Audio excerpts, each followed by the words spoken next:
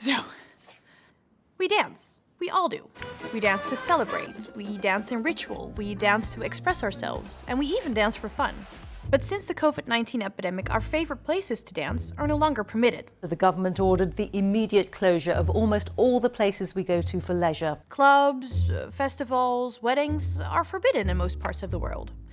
Yet we're finding new ways to keep us dancing. But why do we have the urge to dance? Where does it come from? And what happens to us when we dance?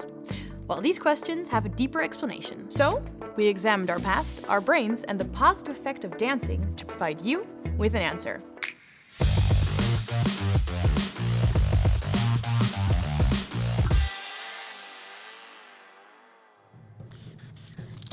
We dance to survive.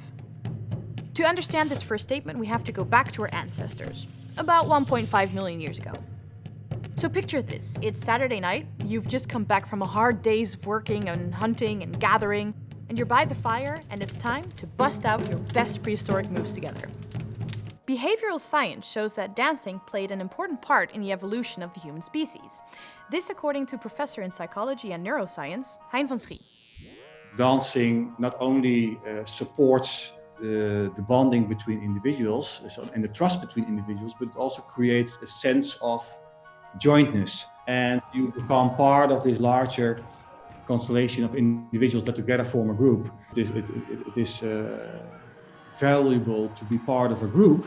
In our past, at least, that was crucial for survival. This fundamental need of being part of a group is so integrated in our genes that even over 1 million years later, we still feel isolated when we're unable to dance together. But there's more to it than just being part of a group.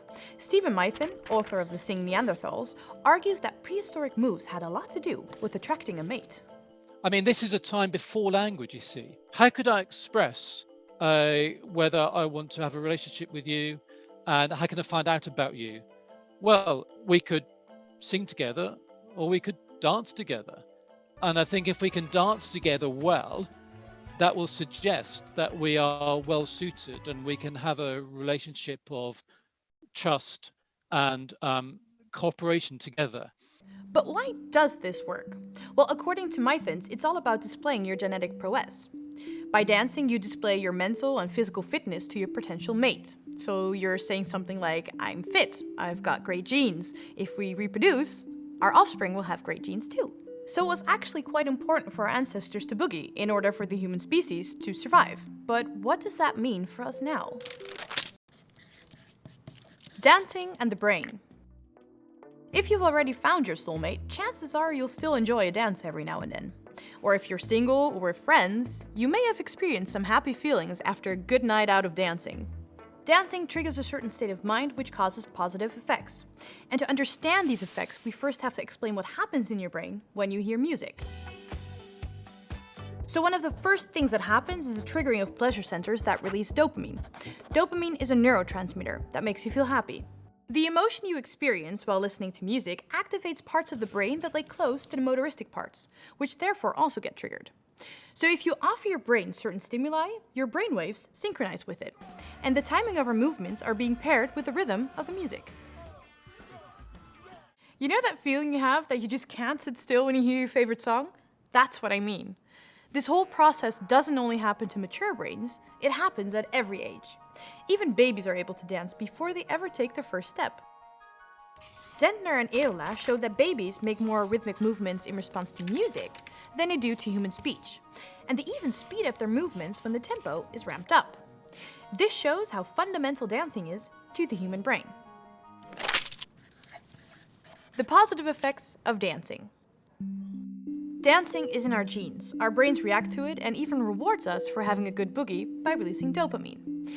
But dancing has more serious positive effects. Some researchers believe that dancing might even help us fight depression.